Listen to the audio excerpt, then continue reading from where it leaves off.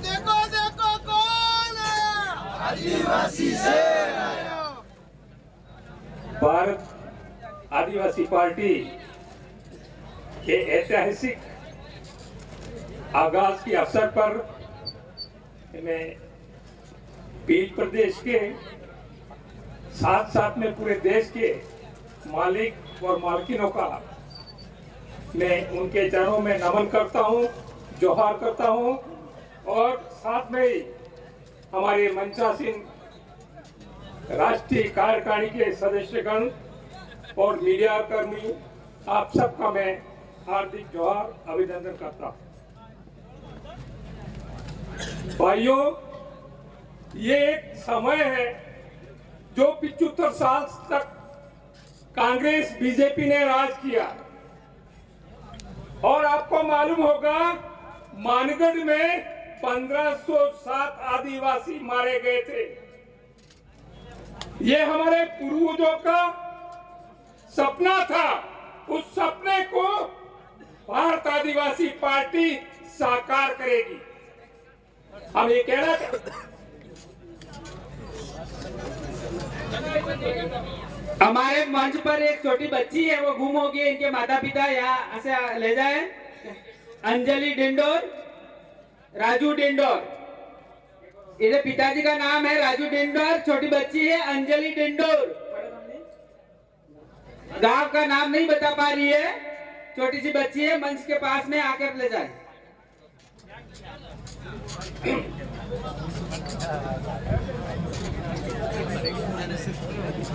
तो ये हमारे जो पूर्वजों के जो सपना था, उस सपने को साकार करने के लिए भारत आदिवासी पार्टी का आगाज हुआ है।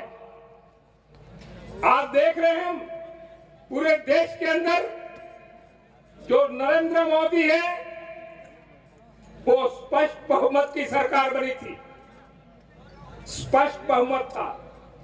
हमें स्पष्ट बहुमत सरकार की वजह से पूरे देश के अंदर कहीं आदिवासियों को अत्याचार हो रहे हैं, कहीं मुस्लिमों पे अत्याचार हो रहे हैं धर्म के नाम से, और कहीं देश के एसटी एससी में छुआछूत के नाम से हो रहे हैं। ये जो अत्याचार हो रहे हैं वो लगातार हो रहे हैं। आपने देखा होगा मणिपुर के अंदर जहां बीजेपी की सरकार है, राज्यपाल आदिवासी है, देश की जो सरकार है वो बीजेपी की है और देश का राष्ट्रपति है वो आदिवासी है। जब आदिवासी होते हुए, राज्यपाल आदिवासी होते हुए, बीजेपी की सरकार होते हुए भी आदिवासियों के साथ में, औरतों के साथ में बलात्कार किया, उनको नंगी करके जुलूस निकाला, कितनी शर्मनाक बात है। ये हम पूरे देश के आदिवासियों की नहीं, पूरे देश के लोगों के लिए शर्मनाक बात है। ऐसी सरकार एक घंटे नहीं रहनी चाहिए निश्चित रूप से। लेकिन राष्ट्रपति जो बनी हुई है वो गुलाम राष्ट्रपति है। ऐसे गुलाम राष्ट्रपति को शर्म आना चाहिए। नहीं तो मणिपुर की सरकार तो बर्खास्त करते, केंद्रीय सरकार भी जिम्मेदार थी। लेकिन भाइयों और बहनों, आपने देखा होगा कि डूंगरपुर जिले में आपका आशीर्वाद रहा और 2 एमएलए बनाया आपने, और साथ में ही 13 जिला परिषद सदस्य बनाया। 13 जिला परिषद सदस्य बनाया जो आदिवासी सिलेक्शन प्रणाली था उसके तहत, और कांग्रेस के 6 जिला परिषद सदस्य थे, बीजेपी के 8 थे। लेकिन 13 की जिला प्रमुख बननी चाहिए थी, लेकिन कांग्रेस और बीजेपी, ये कमल कांग्रेस पेड़पूज्य, अरे पेड़पूजी तो हुज्जा पूरा ताणवर ऊपर थक गया।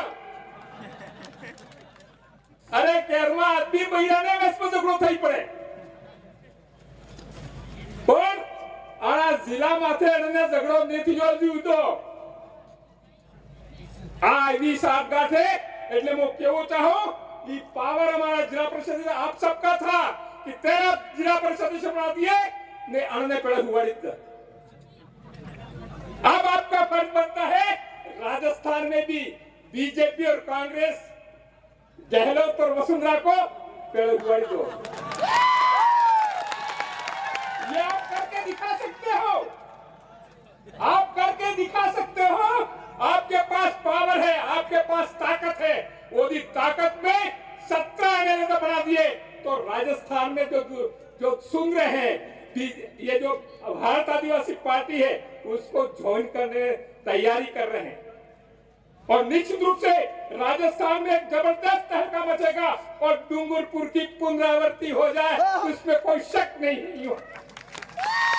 मैं कहना चाहता हूं कि पूरे देश के अंदर अब ये जो जलवा दिख रहा है, ये जो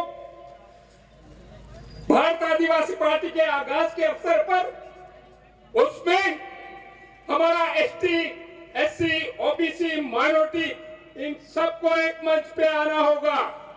और निश्चित रूप से हम एक मंच पे आ गए तो 2024 का जो चुनाव आ रहा है उसमें हो सकता है देश के अंदर नरेंद्र मोदी और कांग्रेस शामिल हो जाए।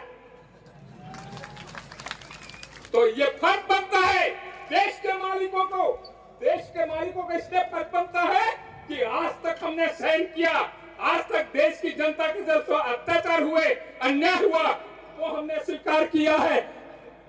और ये देखा हमने कि क्यों हो रहा है। ये इस वजह से हो रहा था कि जो सिलेक्शन पावर था, वो सिलेक्शन पावर इन कांग्रेस और बीजेपी थे, उनके उद्योगपति थे, लखपति थे, करोड़पति थे, उनके हाथों में था।